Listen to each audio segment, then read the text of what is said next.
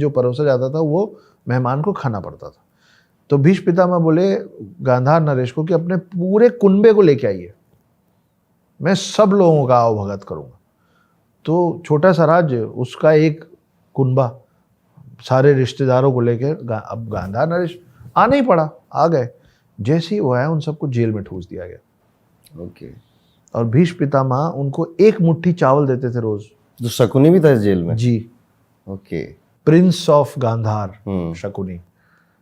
तो एक मुट्ठी चावल मिलता था, बोले इसी में सब लोग खा लो। अब एक मुट्ठी चावल में 4-4, 6-6 दाना मिल रहा था लोगों को, रोज लोग मर रहे थे। तो सारे लोग मिलकर डिसाइड किए कि भाई हमारा प्रिंस तो शकुनी है, ऐसे तो सब मर जाएंगे लेकिन लीगेसी को आगे बढ़ाने के लिए कोई तो जिंदा चाहिए। अब ये सारे लोग वो अपने हिस्से का चावल खाना छोड़ दिए और पूरा एक मुट्ठी चावल दिया जाता था शकुनी को खाने के लिए। शकुनी रोज बैठ के वो एक मुट्ठी चावल खाता था और रोज अपने परिजन लोग को मरते हुए देखता था उस जेल के अंदर। इस बीच में भीष्म पितामह किसी युद्ध में निकल गए और वो लोग अंदर ही पड़े रह गए। जब तक भीष्म पितामह लौटे तब तक सब मर गए थे सिवाय शकुनी के। और आखिरी में शकुनी के अलावा मरने में जो लास्ट थे वो गांधार नरेश खुद थे। गांधार नरेश बहुत कमज़ोर हो गए थे।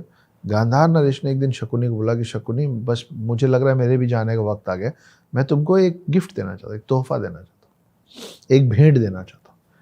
तो बोले बोलिए। बोले खड़े हो और मेरे पास आओ। शकुनी चल के पास में गया। गांधार नरेश के शरीर में जितनी शक्ति बची थी पूरी शक्ति को अपने पैर में डाल के अपने ही बेटे के घुटने में इतनी जोर से लात मारे कि उसका घुटना टूट गया। शकुनी दर्द से कराहने लग गया और बोला ये क्या किया?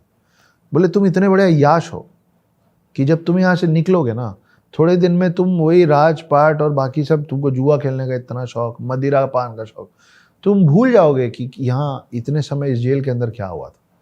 मैंने तुम्हारा घुटना तोड़ दिया। अब जब तुम चलोगे ना तो हर कदम में तुमको याद आएगा कि यहाँ हमारे साथ क्या हुआ था, क्योंकि अब तुम जीवन भर लंगड़ा के चलोगे।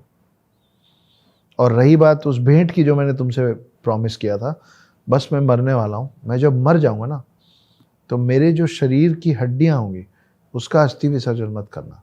उन हड्डियों से बनवाना 2 पासे। और ये जो तुम्हारा घुटना तोड़ा है ना मैंने, उसके एवज में तुमको ये शक्ति दे रहा हूँ कि उस पासे में तुम जो चाहोगे वही आएगा। तो तुमको जुआ खेलने का शौक है ना, वो पासे तुमको कभी हारने नहीं देंगे।